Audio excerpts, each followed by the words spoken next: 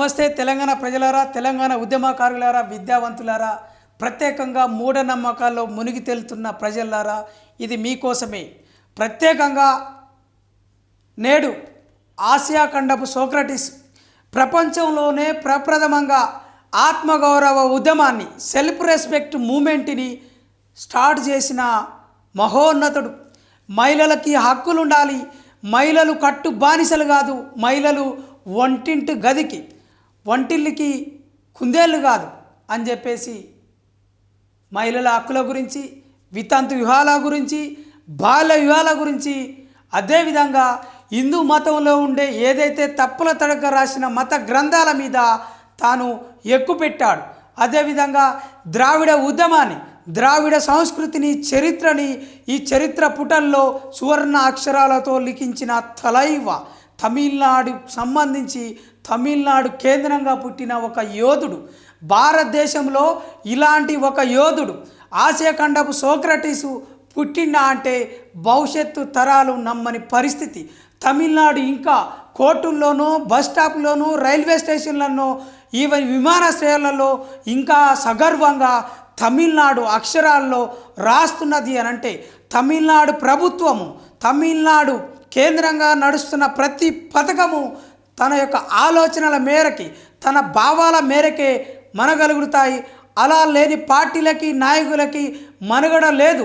హేతువాదాన్ని, అదేవిధంగా శాస్త్రీయ సాంకేతిక ఒక విజ్ఞాన విప్లవాన్ని తీసుకొచ్చిన మహాయోధుడే పెరియార్ ఈవి రామస్వామి నాయకర్. ది లెజెండ్ పెరియార్గా పిలుచుకుంటారు. ఆయననే తమిళ్ తలైవ్గా పిలుస్తారు. ఆయన గురించి తెలుసుకునే ప్రయత్నం చేద్దాం. ఆయన తమిళనాడులో ఈరోడ్లో సెప్టెంబర్ 17 నాడు 1879 నాడు ఆయన వెంకట నాయకర్, చిన్నతి ముత్తయమ్మయార్ ఇలా తల్లిదండ్రులకి ఆయన పుట్టిండు. ఆయన భార్యలు వచ్చేసి నాగమ్మ. ఆయన 13 సంవత్సరాల ఏజ్లోనే పెళ్లి చేసుకున్నాడు. 1933లో చేసుకున్నాడు. ఆ తర్వాతకి రెండో పెళ్ళి, మరి ఆయన 72 సంవత్సరాల వయసులో రెండో పెళ్ళి తప్పని పరిస్థితులలో మరి మణియమ్మయార్ని పెళ్లి చేసుకున్నాడు. స్నేహితుడైన తన స్నేహితుడిని, కూతుర్నే తప్పని పరిస్థితిలో ఈ యొక్క సమాజంలో నిందలు పడకూడదని తనకు కూడా చెప్పి ఒప్పించి చట్టబద్ధంగా పెళ్లి చేసుకున్నాడు.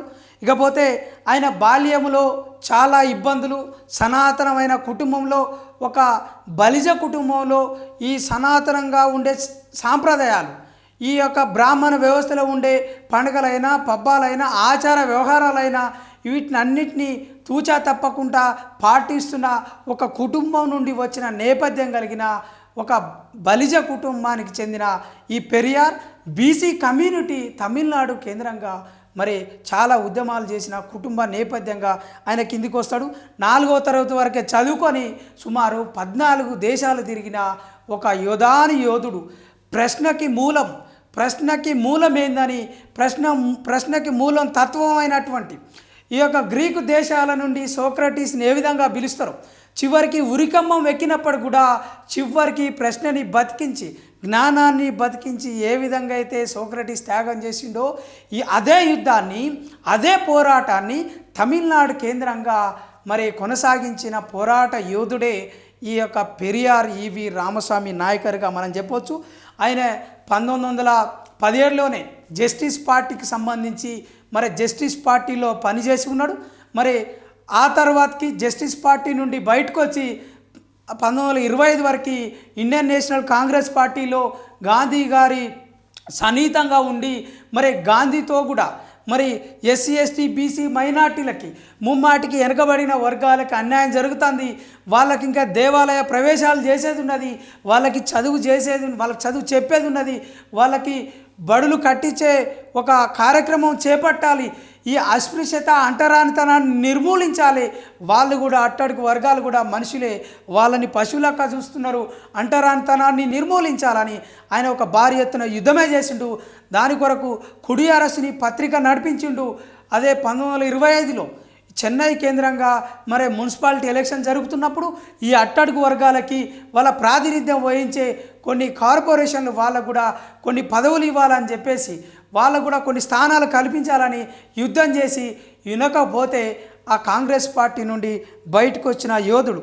ఆ తర్వాతకి ద్రావిడ కజగం అనే పార్టీ పెట్టి భారతదేశంలోనే ఒక విప్లవాన్ని తీసుకొచ్చిన యోధుడు ఈ పెరియార్ రామస్వామి నాయకర్. పెరియార్ గురించి చెప్పుకుంటా పోతే ఇలా ఎన్ని సంవత్సరాలు చెప్పినా తరగని చరిత్ర తమిళనాడు చరిత్రలో, తమిళనాడు మట్టి గర్భంలో ఇంకా ఆయన ఆలోచనలు, పెరియార్ యొక్క తత్వం ఇంకా అడుగడుగున బోధపడుతూనే ఉంటుంది. అక్కడ పుట్టిన కరుణానిధి అయినా, సిఎన్ అన్నాదురై అయినా, ఇప్పుడు ప్రభుత్వాన్ని నడిపిస్తున్న స్టాలిన్ అయినా, గతంలో ముఖ్యమంత్రిగా పనిచేసిన తమిళనాడుకు పలుమార్లు ముఖ్యమంత్రి అయిన జయలలిత గారైనా, ఏ పార్టీ అయినా, అగ్రకుల పార్టీలైనా, అదేవిధంగా ఇతర పార్టీలైనా, మతతత్వ పార్టీలైనా పెరియార్ ఆలోచనల మేరకే, పెరియార్ భావజాలం మేరకే, తమిళనాడు ఆత్మగౌరవ పోరాటం మేరకే, తమిళనాడు సాంస్కృతిక పోరాటాల మేరకే నడవాలన్నది పెరియార్ ఆలోచన అయితే, తర్వాతకు వచ్చిన వారసత్వం కూడా పెరియార్ ఆలోచనల నుండి బయటికి రాని పరిస్థితి మనం చూస్తూ ఉంటాం. తాళి అట్రుగం విలా ప్రతి సంవత్సరం దాన్ని నవంబర్ నెలలో దాన్ని జరుపుతూ ఉంటారు. 1938లో దాన్ని పెరియార్ గారు ఇంట్రడ్యూస్ చేయడం జరిగింది. నీలాంబిగా అమ్మయార్ దాన్ని ఇంట్రడ్యూస్ చేయడం జరిగింది. ఆమె ఆధ్వర్యంలో నడుస్తూ ఉంటుంది. అంటే స్త్రీలు కూడా ఈ సమాజంలో సమానులే, స్త్రీలకు కూడా హక్కులు ఉన్నాయి. స్త్రీలు బానిసలు కాదు, స్త్రీలు ఒంటింటి కుందేలు కాదు, స్త్రీలు పశువులు కాదు. స్త్రీల మెడలో తాలిబొట్టు అనేది ఒక గుదిబండగా మారుతుంది.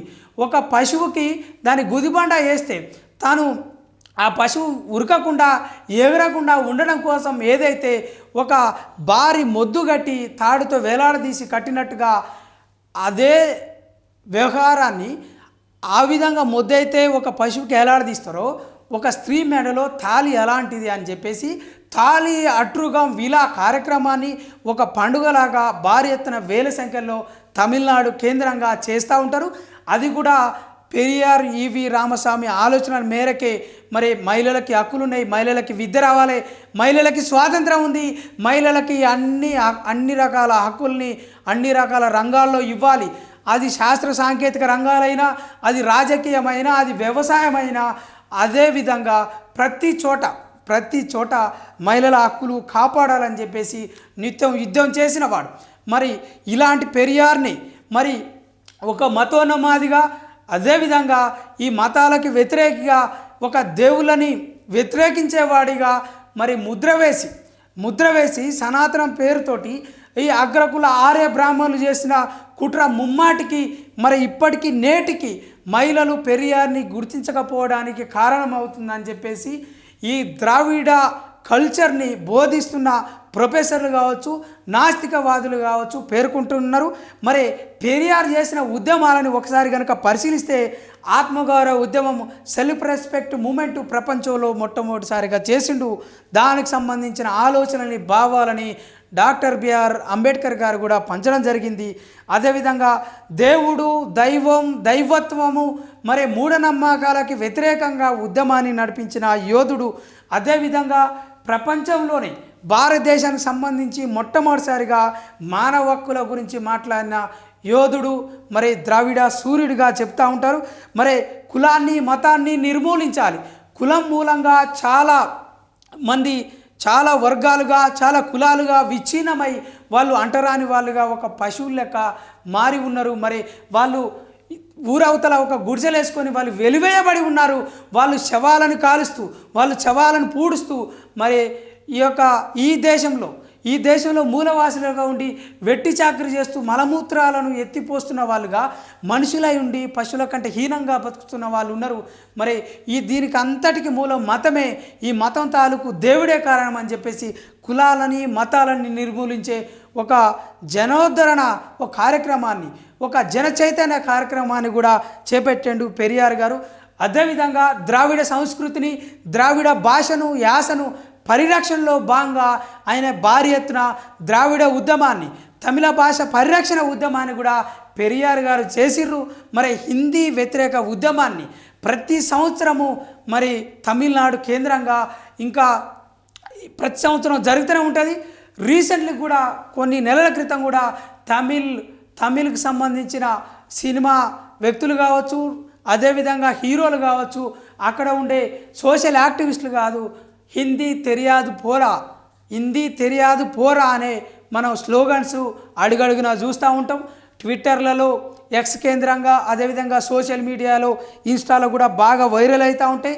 ఇకపోతే వితంతు వివాహాలు చేయడంలో, కులాంతర వివాహాలు చేయడంలో పెట్టింది పేరుగా పెరియార్ని కొలుస్తూ ఉంటారు. మరి మొట్టమొదటిసారిగా వాళ్ళ సొంత మేనకోడలికి వాళ్ళ అమ్మ నాన్నల్ని దైవ దర్శనానికి పంపించి వాళ్ళ సొంత మేనకోడలికి చిన్నతనంలోనే భర్త చనిపోతే వితంతు వివాహం చేసిన ఒక దార్శనికుడు. మరి అదేవిధంగా నేటి సమాజం భవిష్యత్తు తరాలు ఆదర్శంగా తీసుకునే ఒక సామాజిక విప్లవకారుడిగా పెరియార్ని చూస్తూ ఉంటారు. బ్రాహ్మణులు లేకుండా ఈ అగ్రకుల ఆర్య బ్రాహ్మణులు చెప్తున్నది ఏదైతే ఉందో, ఈ పెళ్ళిళ్ళు చేస్తున్నది ఏదైతే ఉందో ఆ తంతు అంత అబద్ధమే, వాళ్ళు చేసేదంతా బూటకము, అదంతా ఒక వ్యాపారం అని చెప్పేసి బ్రాహ్మణులు చేసే పెళ్ళిళ్ళను వ్యతిరేకిస్తూ బ్రాహ్మణ వ్యతిరేక పెళ్ళిళ్ళు చేసే కార్యక్రమాన్ని మొట్టమొదటిసారిగా ఈ ప్రపంచంలో, ఈ దేశంలో మరి ఆ సాంప్రదాయాన్ని తీసుకొచ్చిన ఏకైక యోధుడు పెరియారుగా పిలుస్తూ ఉంటారు. ఇకపోతే ద్రావిడ దేశానికి సంబంధించి ఉద్యమాన్ని కూడా తీసుకొచ్చిండు.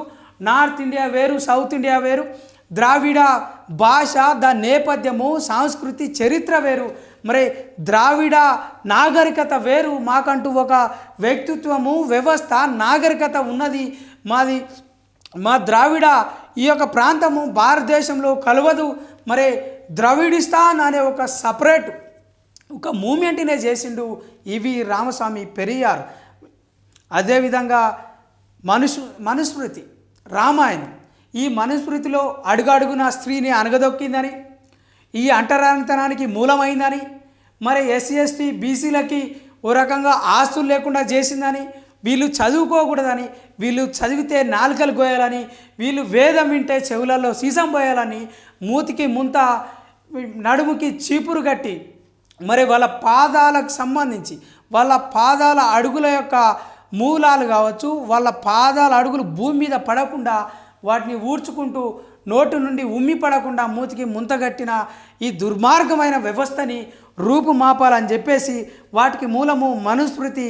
రామాయణంలో ఏదైతే కుటుంబ వ్యవస్థని విచ్ఛిన్నం చేసే కుట్రలు ఉన్నాయని రామాయణం యథార్థ పరిశీలన అని చెప్పేసి రామాయణంలో ఆ కిష్కింధకాండ అయినా, బాలకాండ అయినా, అదేవిధంగా వాళ్ళు అడవులకు పోయే అరణ్యకాండ అయినా ప్రతి చోట రామాయణాన్ని మరి డికోడ్ చేస్తూ రామాయణంలో జరిగిన కుతంత్రాలని బయటపెట్టి ఇవన్నీ పుక్కిటి పురాణాలని చెప్పేసి వాటిని కాలబెట్టి ఒక వినూతన నిరసన ప్రదర్శన చేసిండు.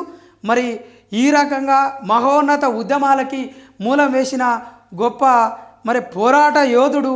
మరి ఆయన వితంతు వివాహాలు చేయడంలో, ఆత్మగౌరవ ఉద్యమాలు చేయడంలో, తమిళనాడు మరి అదేవిధంగా ద్రావిడ పరిరక్షణ ఉద్యమాలు చేపట్టడంలో మరి మహోన్నత ఉద్యమాలని నడిపించిన ఒక యోధుడిగా చూస్తారు.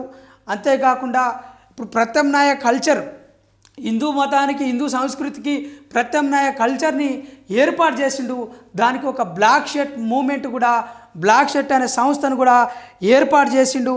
ఆ విధంగా పెరియార్ యొక్క జీవితాన్ని, తన యొక్క ఆదర్శ భావాలని మరి భారతదేశము ప్రత్యేకంగా తెలుగు రాష్ట్రాలు ఆయనని ఆదర్శంగా తీసుకొని కొనియాడాలి.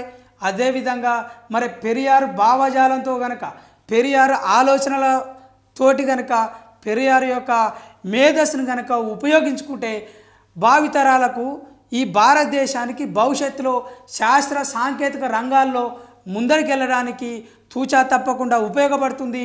ఓ Germany, Japan, America, England, France, Switzerland, అదేవిధంగా చైనా కావచ్చు, కొరియా దేశాలు కావచ్చు, అదేవిధంగా మరి జపాన్ లాగా ఏదైతే శాస్త్ర సాంకేతిక రంగాలు ఏ విధంగా ముందుకు పోతున్నాయో, ఏ విధంగా అయితే మూఢనమ్మకాల్లో మగ్గకుండా ఉన్నాయో, ఇంకా వైద్య వ్యవస్థలో, వ్యవసాయ వ్యవస్థలో పెను విప్లవాలు తీసుకురావడానికి, సమాజం బలంగా నిలబడడానికి, కుటుంబంలో విలువలు ఏర్పడడానికి, కులం పేరుతోటి, మతం పేరుతోటి దాడులు జరగకుండా హేతువాద ఒక భావజాలాన్ని, ఒక విజ్ఞానాన్ని నూరిపోయడానికి ముమ్మాటికి పెరియార్ ఈవి రామస్వామి నాయకర్ గారు చేసిన అడుగులు, ఆయన భావజాలం మరి భావితరాలకి మరి స్ఫూర్తిదాయకంగా ఉంటుందని తెలియజేస్తూ ఓకే, థ్యాంక్ యూ.